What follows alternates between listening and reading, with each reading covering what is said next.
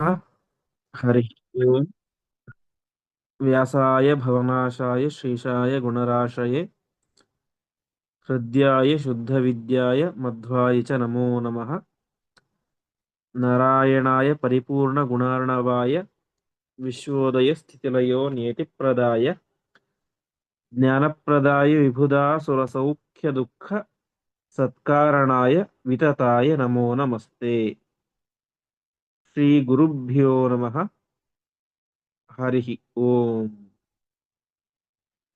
ಇಂದಿನ ಪಾಠದಲ್ಲಿ ನಾವು ನೋಡಿದಂತೆ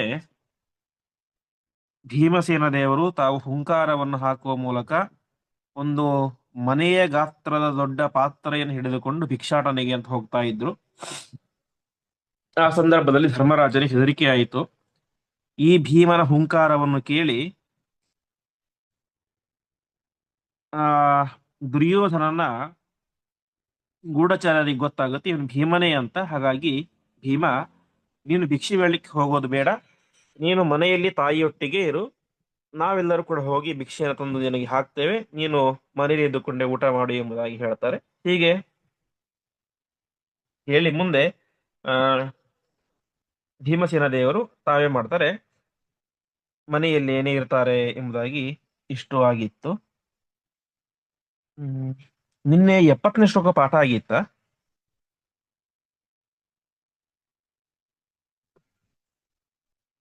ಆಗಿಲ್ಲ ಆಚಾರ್ಯ.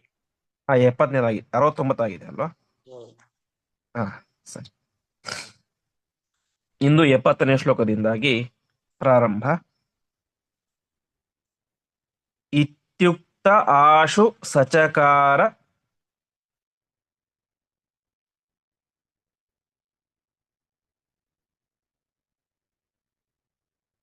ತಥೈವ ಭೀಮಃ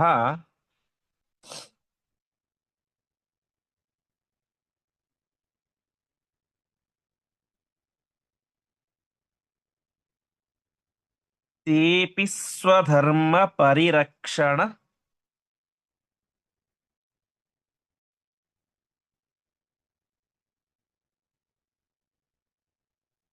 ಹೇತು ಮೌನಾಃ.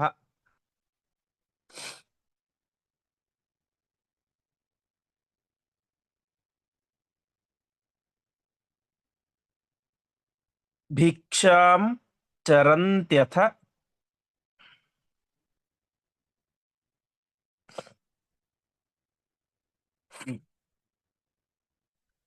ಚತುರ್ಷ್ವಪಿ ತೇಷು ಯಾತೇಷು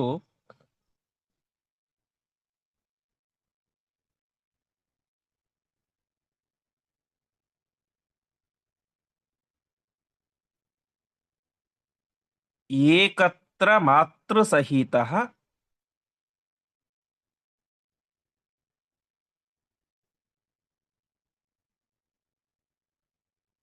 ಸಕದಾಚಿದಾಸ್ತೆ.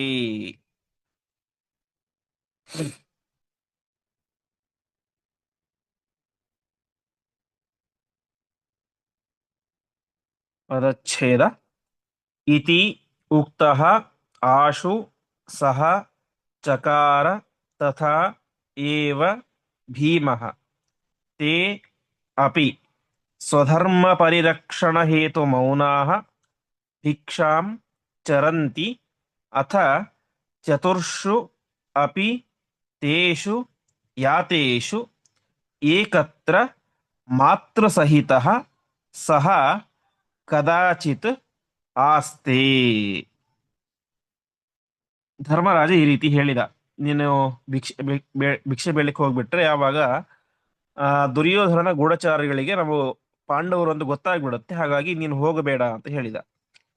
ಈ ರೀತಿಯಾಗಿ ಹೇಳಿದಾಗ ಭೀಮಸೇನ ದೇವರು ತಥೈವ ಚಕಾರ, ಹಾಗೇ ಮಾಡಿದರು, ಅರ್ಥಾತ್ ತಾವು ಮನೆಯಲ್ಲಿಯೇ ಇದ್ದರು. ಹೀಗೆ ಉಳಿದವರೆಲ್ಲರೂ ಕೂಡ ಭಿಕ್ಷೆ ಬೇಡಲಿಕ್ಕೆ ಅಂತ ಹೋಗ್ತಾ ಇದ್ರು. ಹೋದಾಗಲೂ ಕೂಡ ಏನ್ ಮಾಡ್ತಾ ಇದ್ರು, ಸ್ವಧರ್ಮ ಪರಿರಕ್ಷಣ ಹೇತು ಮೌನಾಹ. ಅವರೆಲ್ಲರೂ ಕೂಡ ಕ್ಷತ್ರಿಯರು. ಕ್ಷತ್ರಿಯರಿಗೆ ಅವರದ್ದೇ ಆದಂಥ ಧರ್ಮಗಳು ಅಂತ ಇರ್ತವೆ. ಅದರಲ್ಲಿ ಒಂದು ಧರ್ಮ ಅಯಾಚನ, ಅಂದ್ರೆ ಭಿಕ್ಷೆಯನ್ನ ಬೇಡದೇ ಇನ್ನೊಬ್ಬರ ಹತ್ರ ಬೇಡದೇ ಇರುವುದು. ಸ್ವಯಂ ತಾವು ಕ್ಷತ್ರಿಯರು, ಬೇಕಾದಷ್ಟು ಸಂಪತ್ತಿರುತ್ತೆ, ಒಂದು ರಾಜ್ಯದ ರಾಜರಾಗಿರ್ತಾರೆ, ಎಲ್ಲರನ್ನೂ ಆಳುವಂತಹ ಸ್ಥಾನದಲ್ಲಿ ಇರ್ತಾರೆ. ಹಾಗಾಗಿ ಅವರು ಇನ್ನೊಬ್ಬರ ಹತ್ತಿರ ಹೋಗಿ ಬೇಡೋದು ಧರ್ಮ ಅಲ್ಲ. ಇಲ್ಲಿ ಅನಿವಾರ್ಯ ಭಿಕ್ಷೆ ಬೇಡಬೇಕು. ಭಿಕ್ಷೆ ಬೇಡದೇ ಇದ್ರೆ ಊಟ ಇಲ್ಲ. ಹಾಗಾಗಿ ಏನ್ ಮಾಡಬೇಕು? ಅವ್ರು ಏನ್ ಮಾಡ್ತಾ ಇದ್ರು? ಮೌನಾಹ ಭಿಕ್ಷಾಂ ಚರಂತಿ. ಒಂದು ಮನೆ ಹತ್ರ ಹೋಗ್ತಾ ಇದ್ರು, ಸುಮ್ಮನೆ ನಿಂತ್ಕೊಳ್ತಾ ಇದ್ರು, ಕೈಯಲ್ಲಿ ಪಾತ್ರೆ ಹಿಡಿದುಕೊಂಡು ಸುಮ್ಮನೆ ಮೌನವಾಗಿ ನಿಂತ್ಕೊಳ್ತಾ ಇದ್ರು. ಅವರು ಭಿಕ್ಷೆ ಹಾಕಿದರೆ ಉಂಟು, ಇಲ್ಲದೆ ಆದ್ರೆ ಇಲ್ಲ. ಹಾಗಾಗಿ ತಮ್ಮ ಧರ್ಮದ ರಕ್ಷಣೆಗೋಸ್ಕರ ತಾವು ಏನ್ ಮಾಡ್ತಾ ಇದ್ರು? ಮೌನದಿಂದಾಗಿ ಭಿಕ್ಷೆಯನ್ನ ಬೇಡ್ತಾ ಇದ್ರು. ಸ್ವಧರ್ಮ ಪರಿರಕ್ಷಣೆ ಹೇತು ಮೌನಾಹ. ಮನೆ ಮುಂದೆ ಹೋಗ್ತಾ ಇದ್ರು, ಸುಮ್ಮನೆ ನಿಂತ್ಕೊಳ್ತಾ ಇದ್ರು. ಯಾರಾದರೂ ಬಂದು ಹಾಕಿದರೆ ಉಂಟು, ಇಲ್ಲದೆ ಹೋದರೆ ಇಲ್ಲ. ಅನೇಕರು ಪ್ರೀತಿಯಿಂದ ಹಾಕ್ತಾ ಇದ್ರು, ಇನ್ನು ಕೆಲವರು ಹಾಕ್ತಾ ಇರಲಿಲ್ಲ. ಸಿಕ್ಕಿದ್ದನ್ನೇ ತಾವು ಸ್ವೀಕಾರ ಮಾಡ್ತಾ ಇದ್ರು. ಈ ರೀತಿಯಾಗಿ ಆಗ್ತಾ ಇತ್ತು. ಒಂದು ದಿವಸ ಹೀಗೆ ಎಲ್ಲರೂ ಕೂಡ ಚತುರ್ಷಪಿ ತೇಷು ಯಾತೇಷು. ಚತುರ್ಷು ಅಂದ್ರೆ 4 ಜನ, ಅರ್ಜುನ, ಯುಧಿಷ್ಠಿರ, ನಕುಲ, ಸಹದೇವ, 4 ಜನರು ಕೂಡ ಭಿಕ್ಷಾಟನೆಗೆ ಎಂಬುದಾಗಿ ಹೋಗಿದ್ದಾರೆ. ಆ ಒಂದು ಸಂದರ್ಭದಲ್ಲಿ ಏಕತ್ರ ಒಂದು ಕಡೆ ಭೀಮಸೇನ ದೇವರು ಮಾತೃ ಸಹಿತ ಆಸ್ತೆ, ತಾಯಿ ಜೊತೆ ಕೂತ್ಕೊಂಡಿದ್ರು. 4 ಜನ ಭಿಕ್ಷೆ ಬೇಡಲಿಕ್ಕೆ ಅಂತ ಹೋಗಿದ್ದಾರೆ. ಭೀಮಸೇನ ದೇವರು ತಾಯಿಯೊಟ್ಟಿಗೆ ಆ ಒಂದು ಮನೆಯಲ್ಲಿ ಕುಳಿತುಕೊಂಡಿದ್ರು. ಆವಾಗ ಒಂದು ಘಟನೆ ನಡೆಯುತ್ತೆ. ಅದೇನು ಅಂತ ತಿಳಿಸ್ತಾ ಹೋಗ್ತಾರೆ. ತತ್ಕಾಲ ಏವ ರುದಿತಂ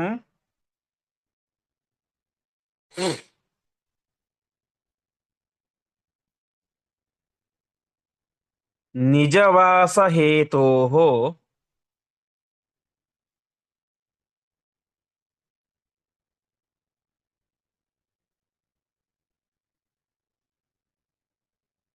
ವಿಪ್ರಸ್ಯ ದಾರ ಸಹಿತಸ್ಯ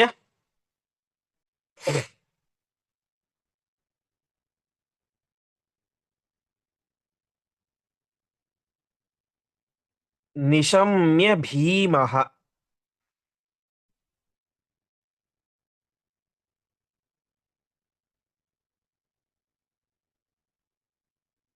ಸ್ತ್ರೀಬಾಲ ಸಂಯುತ ಗೃಹೇ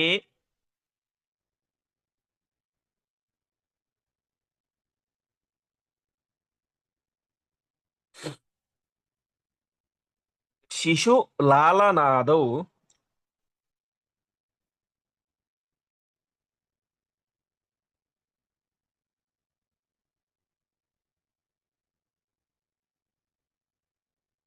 ಲಜ್ಜೇದಿತಿ ಸ್ಮ ಜನನೀಂ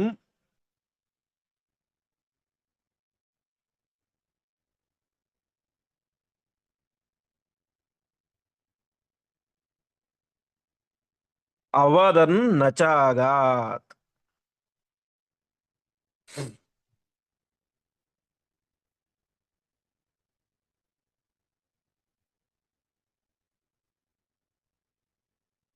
ಪದಚ್ಛೇದ.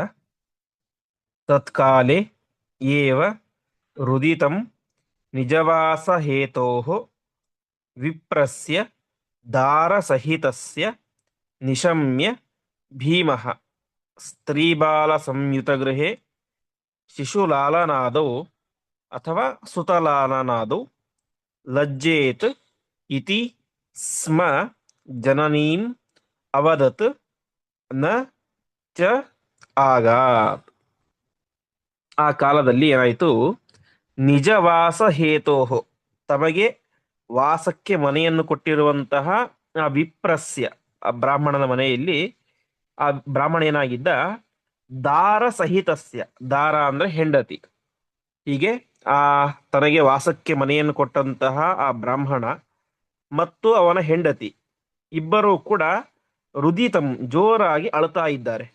ಅದನ್ನ ಭೀಮಸೇನ ದೇವರು ನಿಶಮ್ಯ ಕೇಳಿಸ್ಕೊಂಡು ತಾವು ಆ ಮನೆಯ ಒಳಗಡೆ, ಅರ್ಥಾತ್ ಮನೆಯ ಒಂದು ಭಾಗದಲ್ಲಿ ಇವರು ವಾಸವಾಗಿದ್ದಾರೆ, ಇನ್ನೊಂದು ಭಾಗದಲ್ಲಿ ಆ ಬ್ರಾಹ್ಮಣ, ಹೆಂಡತಿ, ಮಕ್ಕಳೆಲ್ಲ ವಾಸವಾಗಿದ್ದಾರೆ. ಆವಾಗ ತಕ್ಷಣ ಭೀಮಸೇನ ದೇವರು ಅಲ್ಲಿ ಹೋಗ್ಬೇಕಂತ ಅನ್ಕೊಂಡ್ರು, ಆದರೆ ಹೋಗ್ಲಿಲ್ಲ. ಯಾಕೆ ಅಂತಂದ್ರೆ ಅಲ್ಲಿ ಇರುವವರು ಯಾರು? ಸ್ತ್ರೀಬಾಲ ಸಂಯುತ ಗೃಹೆ, ಹೆಂಗಸರು ಆ ಮನೆಯಲ್ಲಿ ವಾಸವಾಗಿದ್ದಾರೆ, ಮಕ್ಕಳು ವಾಸವಾಗಿದ್ದಾರೆ. ಹಾಗಾಗಿ ಆ ಒಂದು ಮನೆಯ ಹೆಂಗಸು ಶಿಶುಲಾಲನಾದು ತನ್ನ ಮಗುವಿನ ಲಾಲನೆಯಲ್ಲಿ ಅರ್ಥಾತ್ ಸ್ತನ್ಯಪಾನ ಇತ್ಯಾದಿಗಳನ್ನು ಮಾಡಿಸ್ತಾ ಇರ್ಬೋದು. ಹಾಗಾಗಿ ನಾನು ಒಂದು ವೇಳೆ ಪರಪುರುಷ ಒಂದು ವೇಳೆ ಆ ಸಂದರ್ಭದಲ್ಲಿ ಅವರಿರುವಂತಹ ಆ ಸ್ಥಳಕ್ಕೆ ಹೋದರೆ, ಮನೆ ಒಳಗಡೆ ಹೋದರೆ, ಆ ಹೆಂಗಸು ಲಜ್ಜೇತ್ ಸಹಜವಾಗಿ ಆ, ನಾಚಿಕೆ ಆಗಬಹುದು. ಹಾಗಾಗಿ ತಾನು ಹೋಗದೇನೆ ಜನನೀಂ ಅವದತ್, ತಾಯಿ ಅಮ್ಮ ನೀನೇ ಹೋಗು ಅಂತ ತಾಯಿಯಾದಂತಹ ಕುಂತಿಯನ್ನ ಕಳಿಸಿದ ಅಂತ. ಒಟ್ಟು ತಾತ್ಪರ್ಯ ಇಷ್ಟು: ತಾವು ವಾಸವಾಗಿದ್ದಂತಹ ಮನೆಯ ಯಜಮಾನ ಮತ್ತು ಹೆಂಡತಿ ಜೋರಾಗಿ ಅಳ್ತಾ ಇದ್ದಾರೆ. ಭೀಮಸೇನ ದೇವರು ತಕ್ಷಣ ತಾವಲ್ಲಿಗೆ ಹೋಗ್ಲಿಲ್ಲ. ಯಾಕೆಂದ್ರೆ ಚಿಕ್ಕ ಚಿಕ್ಕ ಮಕ್ಕಳಿದ್ದಾರೆ, ಹೆಂಗಸರಿದ್ದಾರೆ, ಹಾಗಾಗಿ ಏನಾದರೂ ಅವರು ನಾಚಿಕೆ ಪಡಬಹುದು ಅಂತ ತಾನು ಅಲ್ಲಿಗೆ ಹೋಗದೇನೆ ತನ್ನ ತಾಯಿಯಾದಂತಹ ಕುಂತಿಯನ್ನ ಅಲ್ಲಿಗೆ ಕಳಿಸಿದ. ಅಲ್ಲಿ ಏನು ಸಮಸ್ಯೆ ಇದೆ ನೋಡ್ಕೊಂಡು ಬಾ ಅಂತ ಕಳಿಸಿದ. ಮುಂದೆ ಜಾನೀಹಿ ವಿಪ್ರರುದಿತಂ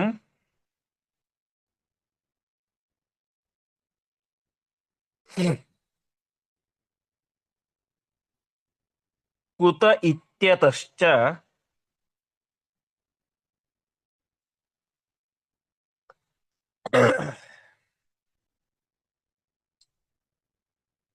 ಯೋಗ್ಯಂ ವಿಧಾಸ್ಯ ಇತಿ ಸಾ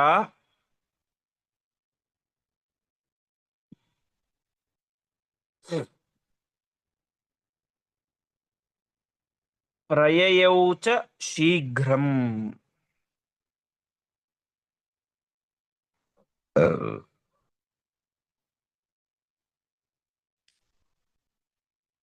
ಸಾ ಸಂವೃತೈವ ಸಕಲಂ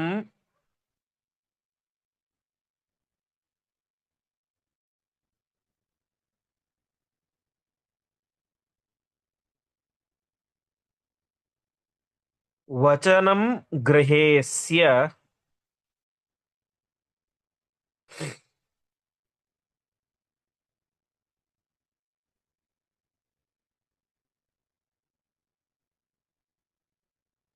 ಶುಶ್ರಾವ ವಿಪ್ರವರ ಆಹ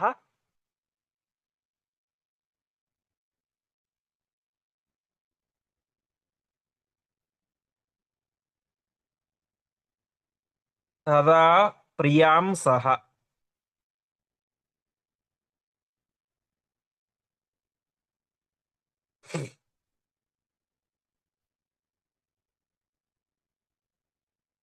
ತದಚ್ಛೇದ ಜಾನೀಹಿ ವಿಪ್ರರುದಿತಂ ಕುತಃ ಇತ್ಯತಃ ಚ ಯೋಗ್ಯಂ ವಿಧಾಸ್ಯೆ ಇತಿ ಸಾ ಪ್ರಯಯೌ ಚ ಶೀಘ್ರಂ. ಸಾ ಸಂವೃತಾ ಏವ ಸಕಲಂ ವಚನಂ ಗೃಹೇ ಅಸ್ಯ ಶುಶ್ರಾವ ವಿಪ್ರವರಃ ಆಹ ತದಾ ಪ್ರಿಯಾಂ ಸಹ.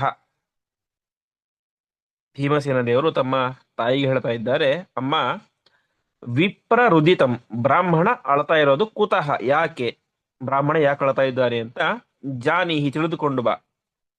ಅವರಿಗೇನು ಸಮಸ್ಯೆ ಆಗಿದೆನೋ ಕೇಳು, ನಾನೇನ್ ಮಾಡ್ತೇನೆ ಅವರಿಗೆ ಯೋಗ್ಯಂ ವಿಧಾಸ್ಯೆ, ಅವರಿಗೆ ಆಗಿರುವಂತಹ ಸಮಸ್ಯೆಗೆ ಯೋಗ್ಯವನ್ನ ಅರ್ಥ ಪರಿಹಾರವನ್ನ ನಾನು ಶೀಘ್ರಂ ವಿಧಾಸ್ಯೆ ತಕ್ಷಣ ಮಾಡ್ತೇನೆ. ನಮಗೆ ಇಷ್ಟು ದಿವಸಗಳ ಕಾಲ ಅವರು ವಾಸಕ್ಕೆ ಮನೆಯನ್ನ ಕೊಟ್ಟಿದ್ದಾರೆ, ಅತ್ಯಂತ ಯೋಗ್ಯ ಬ್ರಾಹ್ಮಣ. ಹಾಗಾಗಿ ಅವರಿಗೆ ಏನ್ ದುಃಖ ಆಗಿದೆನೋ ಕೇಳು, ನಾನು ಅದನ್ನು ತಕ್ಷಣ ಪರಿಹಾರ ಮಾಡ್ತೀನಿ ಅಂತ ಭೀಮಸೇನ ದೇವರು ತಮ್ಮ ತಾಯಿಗೆ ಹೇಳಿ ಕಳಿಸಿದರು. ಕುಂತಿಯಾದರೂ ಕೂಡ ನೇರವಾಗಿ ಮನೆಯ ಒಳಗಡೆ ಪ್ರವೇಶ ಮಾಡಲಿಲ್ಲ. ಮತ್ತೆ ಮಾಡಿದಳು ಸಂವೃತ ಅಂದ್ರೆ ಮರೆಯಲ್ಲಿದ್ದುಕೊಂಡು. ಅಂದರೆ ಭೀಮಸೇನ ದೇವರ ಆ ಒಂದು ಪ್ರಜ್ಞೆಯಾಗಲಿ ಅಥವಾ ಕುಂತಿಯ ಒಂದು ಮಾನಸಿಕ ಪ್ರಜ್ಞೆಯಾಗಲಿ ಯಾವ ರೀತಿ ಇದೆ ಅಂತ ನಾವು ಅರ್ಥ ಮಾಡ್ಕೊಳ್ಬೇಕು. ಭೀಮಸೇನ ದೇವರು ಏನೋ ಅಳ್ತಾ ಇದ್ದಾರೆ ಅಂತ ತಕ್ಷಣ ಒಳಗಡೆ ಹೋಗ್ಲಿಲ್ಲ. ತಾವು ಒಂದು ಸಂಯಮವನ್ನಲ್ಲಿ ತೋರಿಸ್ತಾರೆ. ಹೆಂಗಸರಿರ್ತಾರೆ, ಮಕ್ಕಳಿರ್ತಾರೆ, ಹಾಗಾಗಿ ಒಳಗಡೆ ಹೋಗೋದು ಸರಿಯಲ್ಲ ಒಬ್ಬ ಗಂಡಸು ಅಂತ ಭೀಮಸೇನ ದೇವರು ತಮ್ಮ ತಾಯಿಯನ್ನ ಕಳಿಸಿದರು. ತಾಯಿ ತಾನು ಕುಂತಿ ಸರಿ ಭೀಮ ಕಳಿಸಿದ ನಾನೊಬ್ಬ ಹೆಣ್ಣು ಅಂತ ನೇರವಾಗಿ ಒಳಗಡೆ ಹೋಗ್ಲಿಲ್ಲ. ಯಾಕೆ, ಒಳಗಡೆ ಹೋಗಿ ಅವರ ಕಷ್ಟವನ್ನು ಕೇಳಿದರೆ ಅವರು ಇರುವುದನ್ನ ಹೇಳ್ತಾರೆ ಅಂತ ಸಾಧ್ಯ ಇಲ್ಲ. ಯಾಕೆಂತಂದ್ರೆ ಇನ್ನೊಬ್ಬರ ಮುಂದೆ ನಮ್ಮ ಕಷ್ಟ ಯಾಕೆ ಹೇಳ್ಕೊಳ್ಬೇಕು? ಇವ್ರು ಯಾರ ಪಾಪ ಮನೆಗೆ ಅತಿಥಿಗಳು ಬಂದಿದ್ದಾರೆ, ಇವರ ಹತ್ತಿರ ನಮ್ಮ ಕಷ್ಟ ಯಾಕೆ ಹೇಳ್ಕೊಳ್ಬೇಕು ಅಂತ ಅವರು ತಮ್ಮ ಕಷ್ಟವನ್ನ ಬೇರೆ ರೀತಿಯಾಗಿ ಹೇಳ್ಬೋದು, ಅಥವಾ ಕಷ್ಟವೇ ಇಲ್ಲ ಸುಮ್ಮನೆ ಆಳ್ತಾ ಇದ್ದೀವಿ ಏನೋ ಅಂತ ಪುಟ್ಟ ಕಷ್ಟವನ್ನು ಹೇಳ್ಕೊಳ್ಬೋದು. ಹಾಗಾಗಿ ಅವರ ನಿಜವಾದಂತಹ ಕಷ್ಟ ನಮಗೆ ಪೂರ್ತಿಯಾಗಿ ಅರ್ಥ ಆಗಬೇಕು ಅಂದ್ರೆ ಮುಂದೆ ಹೋದ್ರೆ ಸಾಧ್ಯ ಇಲ್ಲ. ಹಾಗಾಗಿ ಮರೆಯಲ್ಲಿ ಇದ್ದುಕೊಂಡೇನೆ ಅವಳು ಆ ಎಲ್ಲವನ್ನು ಕೂಡ ಕೇಳಿಸ್ಕೊಳ್ತಾಳೆ. ಹೀಗೆ ಆ ಕುಂತಿ ದೇವಿಯ ಹಿಂದೆ ನಾವು ಕೇಳಿದಂತೆ ಉತ್ತಮ ನೀತಿ ಶಾಸ್ತ್ರವನ್ನ ತಿಳಿದಂತಹ ಹೆಣ್ಣು ಕುಂತಿ. ಹಾಗಾಗಿ ಅವಳು ಸಂವೃತ ಏವ, ಮರೆಯಲ್ಲಿ ಇದ್ದುಕೊಂಡೇನೆ ತಾನೇ ಮಾಡ್ತಾ ಇದ್ದಾಳೆ. ಸಕಲಂ ವಚನಂ ಶುಶ್ರಾವ, ಎಲ್ಲ ಮಾತುಕತೆಗಳನ್ನು ಕೂಡ ಅವಳು ಕೇಳಿಸ್ಕೊಳ್ತಾ ಇದ್ದಾಳೆ. ಏನಾಯ್ತು? ವಿಪ್ರವರಹ, ಆ ಬ್ರಾಹ್ಮಣ ಶ್ರೇಷ್ಠ, ಪ್ರಿಯಾಂ ತನ್ನ ಹೆಂಡತಿಗೆ, ತದಾ ಆಹ, ಈ ರೀತಿಯಾಗಿ ಹೇಳ್ತಾ ಇದ್ದ ಅಂತ. ಒಟ್ಟಿನಲ್ಲಿ ಭೀಮಸೇನ ದೇವರು ಕಳಿಸ್ತಾ ಇದ್ದಾರೆ, ಬ್ರಾಹ್ಮಣ ತನ್ನ ಹೆಂಡತಿಗೆ ಈ ರೀತಿಯಾದಂತಹ ಮಾತುಗಳನ್ನ ಹೇಳಿದ. ಏನ್ ಮಾತು ಅಂತ ಮುಂದಿನ ಶ್ಲೋಕದಲ್ಲಿ ತಿಳಿಸ್ತಾ ಇದ್ದಾರೆ. ದಾತವ್ಯ ಏವ ಹಿ ಕರಃ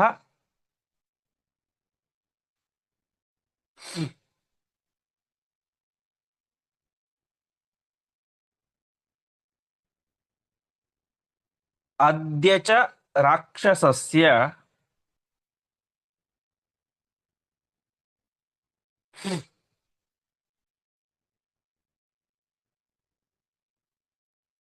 ಸಾಕ್ಷಾತ್ ಬಕಸ್ಯ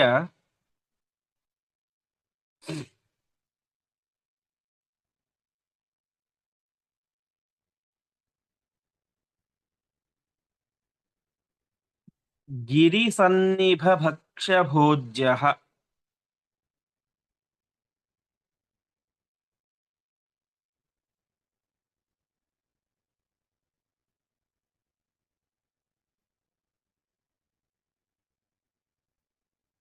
ಪುಂಸಾನಚಾಸ ಪುಂಸಾನಚಾ ಚ ಸಹಿತ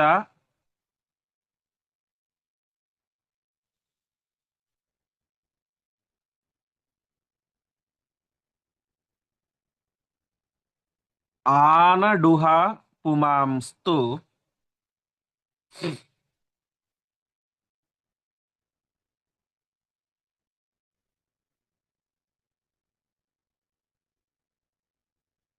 ನೈವಾಸ್ತಿನೋ ಪ್ರದದತಾಂ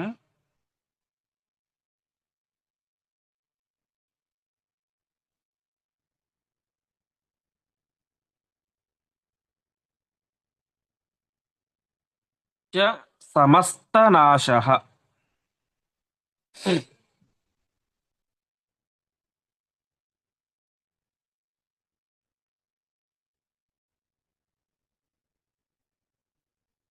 ಪದಚ್ಛೇದ.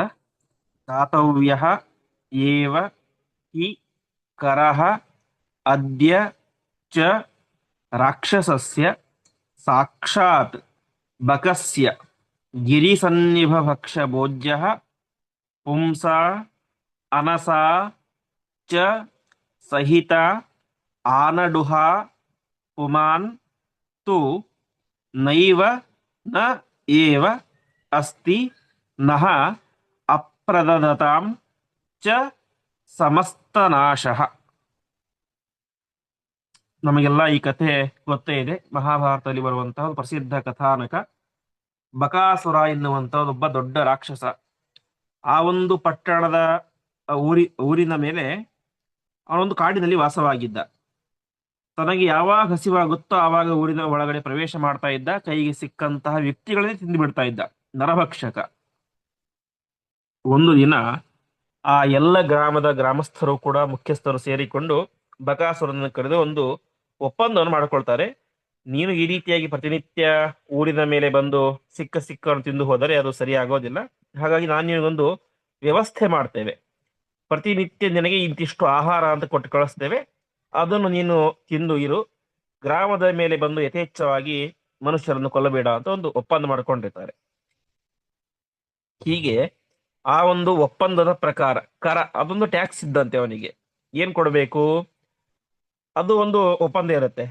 ಪ್ರತಿನಿತ್ಯ ಒಂದೊಂದು ಮನೆಗೆ ಮನೆಯವರು ಕೊಡಬೇಕು ಅಂತ. ಪ್ರತಿನಿತ್ಯ ಆ ಊರಿನ ಒಂದೊಂದು ಮನೆಯವರು ಒಂದು ಬಂಡಿಯ ತುಂಬ ಅನ್ನ ಹಾಗೂ ಎತ್ತು ಮತ್ತು ಆ ಬಂಡಿ ಓಡಿಸಿಕೊಂಡು ಹೋದಂತಹ ಮನುಷ್ಯ ಅವನನ್ನು ಕೂಡ ಅವನು ತಿಂತ ಇದ್ದ. ಇಷ್ಟನ್ನ ಆ ಊರಿನ ಪ್ರತಿನಿತ್ಯ ಒಂದೊಂದು ಮನೆಯವರು ಕೊಡಬೇಕಾಗಿತ್ತು. ಆ ದಿವಸ ಏನಾಗಿರುತ್ತೆ, ಆ ಭೀಮಸೇನ ದೇವರು ವಾಸವಾಗಿದ್ದಂತಹ ಮನೆಯ ಪಾಳಿ ಬಂದಿರುತ್ತೆ. ಹಾಗಾಗಿ ಆ ಬ್ರಾಹ್ಮಣ ಹೇಳ್ತಾ ಇದ್ದಾನೆ, ಇವತ್ತು ನಾವು ಆ ರಾಕ್ಷಸನಿಗೆ ಕರಹ ದಾತವ್ಯ, ಆ ಟ್ಯಾಕ್ಸ್ ಅನ್ನ ಕಪ್ಪವನ್ನ ಕೊಡಬೇಕು. ಏನ್ ಕೊಡಬೇಕು? ಗಿರಿ ಸನ್ನಿಭ ಭಕ್ಷ್ಯ ಭೋಜ್ಯ. ಗಿರಿ ಅಂದ್ರೆ ಪರ್ವತ, ಪರ್ವತಾಕಾರದಷ್ಟು ಭಕ್ಷ್ಯ ಭೋಜ್ಯಗಳನ್ನು ಅವನಿಗೆ ಕೊಡಬೇಕು, ಆಹಾರವನ್ನು ಕೊಡಬೇಕು. ಅಷ್ಟು ಮಾತ್ರ ಅಲ್ಲ, ಪುಂಸ. ಪುಂಸ ಅಂದ್ರೆ ಆ ಮನುಷ್ಯ, ಆ ಬಂಡಿಯನ್ನ ಹೊಡೆದುಕೊಂಡು ಹೋದಂತಹ ಮನುಷ್ಯ. ಅದೇ ರೀತಿಯಾಗಿ ಅನಸ. ಅನಸ ಅಂತಂದ್ರೆ ಆ ಒಂದು ಬಂಡಿ.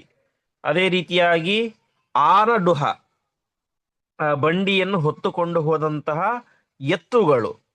ಅದೇ ರೀತಿಯಾಗಿ ಆ ಇಷ್ಟು ಒಟ್ಟಿನಲ್ಲಿ ಆ ಬಂಡಿ, ಅದರ ತುಂಬಾ ಭಕ್ಷ್ಯ ಭೋಜ್ಯಗಳು, ಆ ಬಂಡಿಯನ್ನು ಓಡಿಸಿಕೊಂಡು ಹೋದಂತಹ ಮನುಷ್ಯ ಮತ್ತು ಆನಡುಹ. ಆನಡುಹ ಅಂದರೆ ಎತ್ತು. ಇಷ್ಟನ್ನ ನಾವು ಆ ಬಕಾಸುರನಿಗೆ ಕರಹ ದಾತವ್ಯ, ಟ್ಯಾಕ್ಸ್ ಅನ್ನು ಕೊಡಬೇಕಾಗಿದೆ. ಇವತ್ತು ನಮ್ಮ ಮನೆಯ ಪಾಳಿ ಬಂದಿದೆ. ನಾವೇನ್ ಮಾಡ್ಬೇಕೀಗ? ಪುಮಾಂಸ್ತು ನೈವ ಅಸ್ತಿ. ನಮ್ಮಲ್ಲಿ ಎತ್ತು ಇದೆ, ಆ ಆಹಾರ ಇದೆ, ಎಲ್ಲವೂ ಕೂಡ ಇದೆ. ಆದರೆ ಆ ಬಕಾಸುರನಿಗೆ ಬಲಿಯಾಗಬೇಕಾದಂತಹ ಮನುಷ್ಯ ಇಲ್ಲ. ಒಬ್ಬ ವ್ಯಕ್ತಿಗೆ ಬೇಕು, ವ್ಯಕ್ತಿಯನ್ನು ಅವನು ತಿಂತಾರೆ. ಹಾಗಾಗಿ ಅವನಿಗೆ ಬಲಿ ಕೊಡಬೇಕಾದಂತ ವ್ಯಕ್ತಿ ನಮ್ಮ ಹತ್ತಿರ ಇಲ್ಲ. ಕೊಡದೇ ಹೋದರೆ ಏನಾಗುತ್ತೆ? ಸಮಸ್ತ ನಾಶ, ಇಡೀ ನಮ್ಮ ಮನೆಯನ್ನೇ ನಾಶ ಮಾಡಿಬಿಡ್ತಾನೆ. ಹಾಗಾಗಿ ಯಾರನ್ನಾದರೂ ಒಬ್ಬ ಮನುಷ್ಯನನ್ನ ಕಳಿಸಬೇಕು. ಕಳಿಸೋಣ ಅಂದ್ರೆ ನಮ್ಮ ಹತ್ತಿರ ಮನುಷ್ಯ ಇಲ್ಲ. ಮಹಾಭಾರತ ಹೇಳುವಂತೆ ನಚಮೇ ವಿದ್ಯತೆ ವಿತ್ತಂ ಸಂಕ್ರೇತು ಪುರುಷಂ ಕುಚಿತ ಅಂತ, ದುಡ್ಡು ಕೊಟ್ಟು ಯಾರನ್ನೊಬ್ಬರಾದರೂ ಮನುಷ್ಯರನ್ನ ಕೊಂಡುಕೊಳ್ಳೋಣ ಅಂತ ಹೇಳಿದ್ರೆ ದುಡ್ಡು ಕೂಡ ನಮ್ಮ ಹತ್ರ ಇಲ್ಲ. ಹಾಗಾಗಿ ಏನ್ ಮಾಡೋಣ ಅಂತ ಗೊತ್ತಾಗ್ತಾ ಇಲ್ಲ ಅಂತ ಆ ಬ್ರಾಹ್ಮಣ ಮತ್ತು ಆ ಬ್ರಾಹ್ಮಣನ ಹೆಂಡತಿ ಇಬ್ಬರು ಕೂಡ ಗೋಳಾಡ್ತಾ ಇದ್ದಾರೆ ಅಂತ. ಹಾಗಾಗಿ ಅವರಿಗೆ ಬಂದಂತ ಕಷ್ಟ ಇದು. ಬಕಾಸುರನಿಗೆ ಅವತ್ತಿನ ದಿವಸ ಅವರ ಮನೆಯಿಂದಾಗಿ ಆಹಾರ, ಬಂಡಿ, ಎತ್ತು ಮತ್ತು ಒಬ್ಬ ಮನುಷ್ಯ ಹೋಗಬೇಕಾಗಿದೆ. ಆದ್ರೆ ಮನುಷ್ಯ ಹೋಗೋದು ಯಾರು ಅಂತ ಅವರಿಗೆ ಮನುಷ್ಯರಿಲ್ಲ, ಅರ್ಥಾತ್ ಹೋಗ್ಲಿಕ್ಕೆ ಯಾರು ಕೂಡ ಸಿದ್ಧರಿಲ್ಲ. ಹಾಗಾಗಿ ಅವರಿಗೆ ತುಂಬಾ ದುಃಖ ಆಗ್ತಾ ಇದೆ. ಕೊನೆಗೆ ಆ ಒಂದು ಪರಿಸ್ಥಿತಿಯಲ್ಲಿ ಯಾರ ಮನೆಯಲ್ಲಾದಕ್ಕೂ ತುಂಬಾ ಕಷ್ಟ ಇದ್ದರೆ ಅವರಿಗೆ ದುಡ್ಡು ಕೊಟ್ಟರೆ ಮನೆಯಲ್ಲಿರುವಂತಹ ಒಬ್ಬ ವ್ಯಕ್ತಿಯನ್ನು ಕೂಡ ಕಳಿಸ್ತಾ ಇದ್ದು ಸಾಯ್ಲಿಕ್ಕೆ. ಎಂತಹ ಒಂದು ಪ್ರಸಂಗ ನೋಡಿ. ಅವರಿಗೆ ಕೊಡ್ಲಿಕ್ಕೆ ಮನುಷ್ಯ ಬರ್ಲಿಕ್ಕೆ ರೆಡಿ ಇದ್ದಾರೆ ದುಡ್ಡು ಕೊಟ್ರೆ, ಬಟ್ ಇವ್ರ ಹತ್ರ ಕೊಡ್ಲಿಕ್ಕೆ ದುಡ್ಡು ಕೂಡ ಇಲ್ಲ. ನಚಮೇ ವಿದ್ಯತೆ ವಿತ್ತಂ ಸಂಕ್ರೇತು ಪುರುಷಂ ಕ್ವಚಿತ್.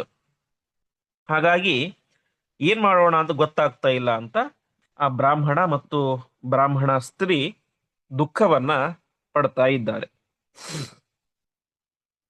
ಮುಂದೆ ಅನ್ಯತ್ರ ಯಾಮ ಇತಿ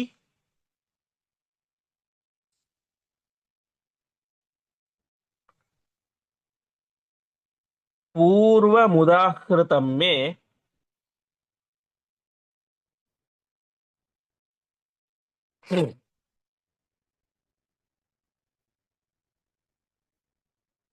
ನೈತತ್ ಪ್ರಿಯೇ ತವ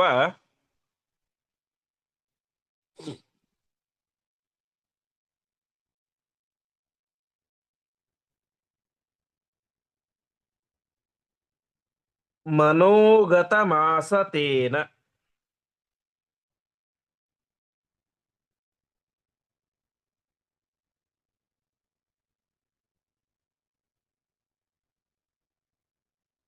ಯಾಸ್ಯಾಮಿ ರಾಕ್ಷಸ ಮುಖಂ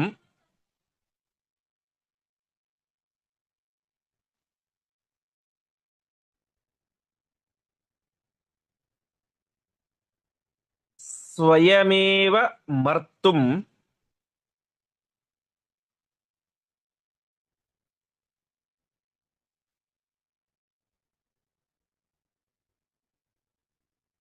ಭಾರ್ಯೇನ ಮಾಹ ನ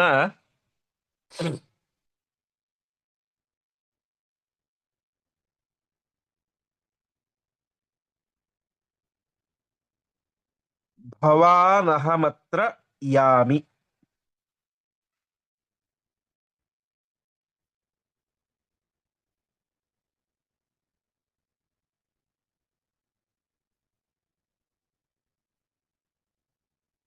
ಪದಚ್ಛೇದ.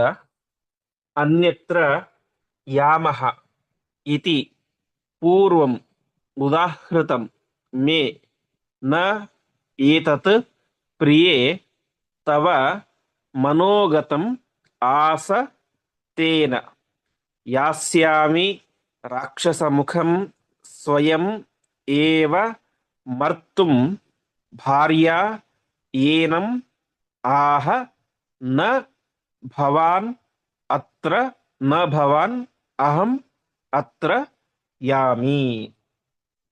ಅವನು ಮತ್ತೆ ಹೇಳ್ತಾ ಇದ್ದಾನೆ, ಪ್ರಿಯೆ ಅಂದ್ರೆ ಹೆಂಡತಿ, ನಾನು ನಿನಗೆ ಮೊದಲೇ ಹೇಳಿದ್ದೆ ಏನಂತ, ಅನ್ಯತ್ರ ಯಾಮಹ, ನಮಗೆ ಈ ಊರು ಬೇಡ, ನಾವು ಈ ಊರನ್ನು ಬಿಟ್ಟು ಬೇರೆ ಕಡೆ ಹೋಗೋಣ ಅಂತ ಹಿಂದೆನೆ ನಾನು ನಿನಗೆ ಹೇಳಿದ್ದೆ. ಪೂರ್ವಂ ಉದಾಹೃತಂ, ನನಗೆ ತುಂಬಾ ಹಿಂದೆನೆ ಹೇಳಿಬಿಟ್ಟಿದ್ದೆ, ನಾವು ಇದೇ ಊರಲ್ಲಿ ವಾಸವಾಗಿಬಿಟ್ರೆ ಮತ್ತೆ ಈ ಬಕಾಸುರನ ಪಾಳಿ ನಮ್ಮ ಮನೆ ತನಕ ಬರುತ್ತೆ, ಆವಾಗ ನಮ್ಮ ಮನೆಯಿಂದ ಹೋಗೋರು ಯಾರು ಅಂತ ಕಷ್ಟ ಆಗುತ್ತೆ ಅಂತ ನಾನು ನಿನಗೆ ಇದು ತುಂಬಾ ಮುಂಚೆನೆ ಹೇಳಿದ್ದೆ. ಆದರೆ ನೀನೇ ಮಾಡಲಿಲ್ಲ ಇದನ್ನ. ತವ ಮನೋಗತಂ ನ ಆಸ, ನೀನಿದಕ್ಕೆ ಮನಸ್ಸು ಬರ್ಲಿಲ್ಲ ನಿನಗೆ. ಯಾಕೆ ಬರ್ಲಿಲ್ಲ ಅಂತ ಮಹಾಭಾರತದಲ್ಲಿ ಹೇಳ್ತಾರೆ. ಮಹಾಭಾರತದಲ್ಲಿ ಹೇಳುವಂತೆ ಆ ಊರು ವಾಸ್ತವಿಕವಾಗಿ ಆ ಬ್ರಾಹ್ಮಣನ ಹೆಂಡತಿಯ ತವರು ಮನೆಯಂತೆ. ಹಾಗಾಗಿ ಅವಳಿಗೆ ರಾಕ್ಷಸನ ಬಾಯಿಗೆ ತಾನು ಆಹಾರವಾದರೂ ಪರವಾಗಿಲ್ಲ, ತನ್ನ ತವರು ಮನೆಯನ್ನು ಬಿಟ್ಟು ಹೋಗಬಾರದು ಎನ್ನುವಂತಹ ಅತಿಯಾದಂತಹ ವ್ಯಾಮೋಹ ಅಲ್ಲಿ ಇತ್ತು ಅಂತೆ. ಮಹಾಭಾರತ ಇನ್ನೂ ಕೂಡ ಚೆನ್ನಾಗಿ ಹೇಳ್ತಾರೆ. ಇದು ತುಂಬಾ ವಾಸ್ತವಿಕವಾಗಿ ಮಹಾಭಾರತದ ಆದಿಪರ್ವದಲ್ಲಿ ಇದು ತುಂಬಾ ವಿಸ್ತಾರವಾಗಿ ಇದೆ. ಈ ಒಂದು ಬ್ರಾಹ್ಮಣ ಮತ್ತು ಅವನ ಹೆಂಡತಿಯ ಸಂವಾದ ಸುಮಾರು 4-5 ಅಧ್ಯಾಯಗಳಷ್ಟು ವಿಸ್ತಾರವಾಗಿ ಇದೆ. ಅಲ್ಲಿ ತುಂಬಾ ಚೆನ್ನಾಗಿ ಮಾತು ಬರುತ್ತೆ. ಒಬ್ಬ ಬ್ರಾಹ್ಮಣನ ಧರ್ಮ ಏನು, ಗಂಡನ ಧರ್ಮ ಏನು, ಹೆಂಡತಿಯ ಧರ್ಮ ಏನು ಅಂತೆಲ್ಲ ವಿಸ್ತಾರವಾಗಿ ಬರುತ್ತೆ. ಇಲ್ಲಿ ಆಚಾರ್ಯರು ಅದನ್ನ ಸಂಕ್ಷಿಪ್ತವಾಗಿ ಸಂಗ್ರಹ ಮಾಡಿ ಹೇಳ್ತಾ ಇದ್ದಾರೆ. ಹಾಗಾಗಿ ಅಲ್ಲಿ ಬರುವಂತೆ ಅದು ಆ ಹೆಂಡತಿಯ ತವರು ಮನೆ ಆಗ್ಬಿಟ್ಟಿತ್ತು. ಅಷ್ಟು ಮಾತ್ರ ಅಲ್ಲ, ಅವಳ ತಂದೆ ತಾಯಿಗಳು ಆಲ್ರೆಡಿ ಸತ್ತು ಹೋಗಿಬಿಟ್ಟಿದ್ದಾರೆ. ಅಷ್ಟಾದರೂ ಕೂಡ ಅವಳಿಗೆ ಆ ತವರು ಮನೆಯ ಮೇಲಿನ ವ್ಯಾಮೋಹ ಹೋಗಿರ್ಲಿಲ್ಲ. ಹಾಗಾಗಿ ಆ ಬ್ರಾಹ್ಮಣ ಹೇಳ್ತಾ ಇದ್ದಾನೆ, ತವ ಮನೋಗತಂ ನಾಸ, ನಿನಗೆ ಅಷ್ಟು ಹೇಳಿದ್ರು ಮನಸ್ಸು ಬರಲೇ ಇಲ್ಲ ನಿನಗೆ, ಇಲ್ಲೇ ಇರೋಣ ಇಲ್ಲೇ ಇರೋಣ ಅಂತ ತವರು ಮನೆಯ ಮೇಲಿನ ವ್ಯಾಮೋಹದಿಂದ ಇಲ್ಲೇ ಇದ್ಬಿಟ್ಟಿದ್ದೀವಿ. ಹಾಗಾಗಿ ಇವತ್ತು ನೋಡಿದರೆ ನಮಗೆ ಇಂತಹ ಕಷ್ಟದ ಪ್ರಸಂಗ ಬಂದಿದೆ. ಯಾರಾದರೂ ಒಬ್ಬ ವ್ಯಕ್ತಿ ನಮ್ಮ ಮನೆಯಿಂದ ಹೋಗಲೇಬೇಕು. ಹಾಗಾಗಿ ಅನಿವಾರ್ಯವಾಗಿ ಸ್ವಯಮೇವ ಮರ್ತುಂ ರಾಕ್ಷಸ ಮುಖಂ ಯಾಸ್ಯಾಮಿ, ಸ್ವಯಂ ನಾನೇ ಮರ್ತು ಮನೆ ಸಾಯ್ಲಿಕ್ಕೋಸ್ಕರ ಅಂತ ಆ ರಾಕ್ಷಸನ ಹತ್ರ ಹೋಗ್ತೇನೆ, ನಾನೇ ಹೋಗಿ ಸಾಯ್ತೇನೆ ಅಂತ ಆ ಬ್ರಾಹ್ಮಣ ದುಃಖವನ್ನು ಪಡ್ತಾ ಇದ್ದಾನೆ. ಇಷ್ಟು ಹೇಳಿದ ತಕ್ಷಣ ಆ ಭಾರ್ಯ ಹೆಂಡತಿ ಹೇಳ್ತಾ ಇದ್ದಾಳೆ, ಇಲ್ಲ ಇಲ್ಲ, ಅಹಮೇವ ಅಹಂ ಯಾಮಿ, ನೀ ಹೋಗೋದ್ ಬೇಡ, ಭವಾನ್ ನ, ನೀ ಹೋಗೋದ್ ಬೇಡ, ಅಹಮೇವ ಯಾಮಿ, ನಾನೇ ಹೋಗ್ತೇನೆ ಅಂತ. ಯಾಕಂದ್ರೆ ಇಷ್ಟಕ್ಕೆಲ್ಲ ಕಾರಣ ಯಾರು? ನಾನೇ. ಅವತ್ತು ಒಂದ್ ವೇಳೆ ನಾನು ನಿಮ್ಮ ಮಾತು ಕೇಳಿಬಿಟ್ಟಿದ್ರೆ ಇವತ್ತು ಆರಾಮಾಗಿ ನಾವು ಜೀವಂತವಾಗಿ ಸುಖವಾಗಿ ಇರ್ತಾ ಇದ್ವಿ.